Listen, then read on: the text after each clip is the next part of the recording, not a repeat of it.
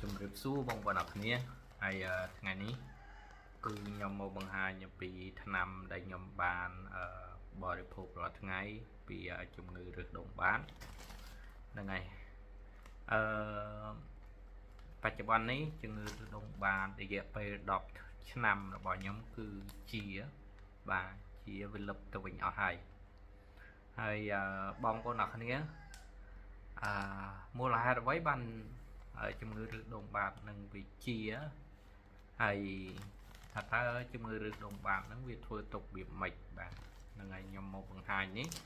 គឺខ្ញុំបានញ៉ាំថ្នាំនេះផងហើយនឹងថ្នាំនេះផងបាទមុននឹងបានជាពីជំងឺរឹសដូងបាន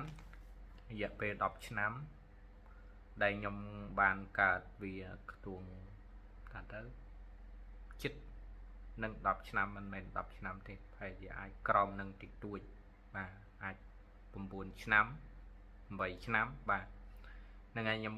កាត់ថាចូល10ឆ្នាំចុះព្រោះអីបើសិនជាយើងអត់ដឹងវារយៈពេល1ឆ្នាំជាង2ឆ្នាំអីដែរបាទវាធ្វើទុកណាបាទបើវាលៀនចេញក្រៅអានឹងវាចាប់ផ្ដើមខ្ញុំធ្លាក់ឈាមអានឹងវាចាប់ផ្ដើមធ្ងន់ហើយការបរិភោគថ្នាំគឺវាមានទៅតាមក្បួននៃការហូបបាទមិនមែនចេះថាហូបទេមានន័យថាខ្ញុំហូបអានេះលាយអានេះបាទទៅបានជាអញ្ចឹងអ្នកដែលហូបត្រូវមុនដំបូ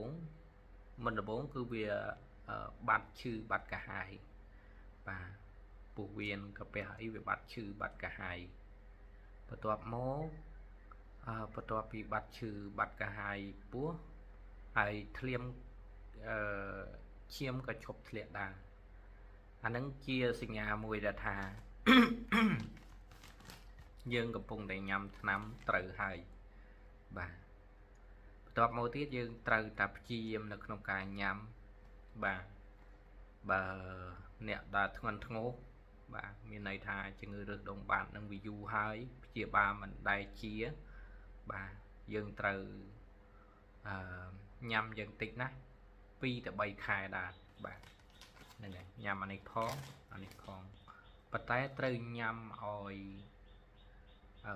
ទៅតាមក្បួននៃការញ៉ាំបាទមិនមែនចេះតែញ៉ាំទេ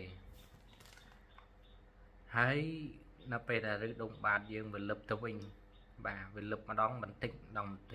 មានន័យថាថ្នាំហ្នឹងវាប្រក្រាបរឹសដូងបាតវាមិនមែនឲ្យដាច់រឹសដូងបាតធ្លាក់មកទេ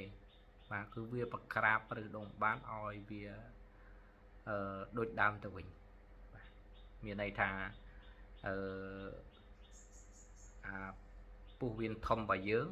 គឺវាទៅដូចដើមទៅវិញបាទហើយចឹងរឹសដូងបាតនឹងភាគច្រើនគឺធ្វើទុកបាទកាពះហើយពេលបាត់ជើងមកក៏មានធ្លាក់ឈាមឧស្សាហ៍ញឹកញាប់គឺយើងឈឺកាពះបាទឲ្យតែឈឺកាពះយើងមានបញ្ហាហើយកន្លែងរឹសដូងបាតគឺជាតំបន់ក្តៅបាទគឺនៅពេលដែលយើងវាធ្លាក់ឈាមម្ដងឬមួយក៏វាធ្វើទុកម្ដងវាក្តៅកន្លែងរឹសដូងបាតកន្លែងកគូតរបស់យើងបាទអញ្ចឹងរយៈពេលយើងព្យាបាលខ្ញុំស្អកបាទពីបើសិនជាយើងញ៉ាំមួយអាទិត្យមុនដំបូងត្រូវបាទយើងបន្តញ៉ាំទៀតហើយខ្ញុំជឿជាក់ថាត្រូវទាំងអស់គ្នាព្រោះអីដោយសារតែខ្ញុំនឹងជាអ្នកកាត់ហើយរឹសដូងបាតជាវាប្រភេទវាដូចគ្នាទេវាមិនមែនខុសគ្នាទេបាទហើយរយៈពេល10ឆ្នាំហ្នឹងគឺជាបាទជាលឹបទៅវិញអស់ហើយ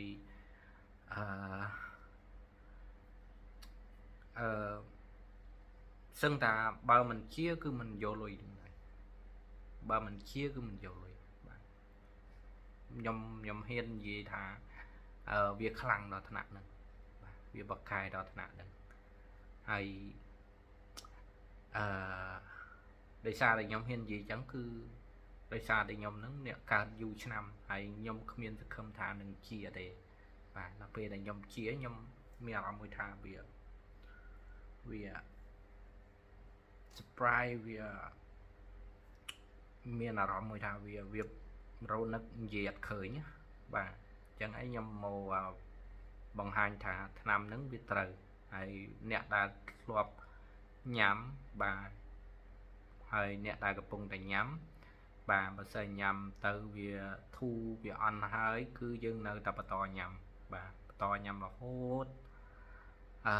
យ៉ាងយូរណាស់3ខែបាទ3ខែជាដាច់បាទហ្នឹងហើយអញ្ចឹងខ្ញុំមិនមានអីច្រើនទេហើយអរគុណច្រើន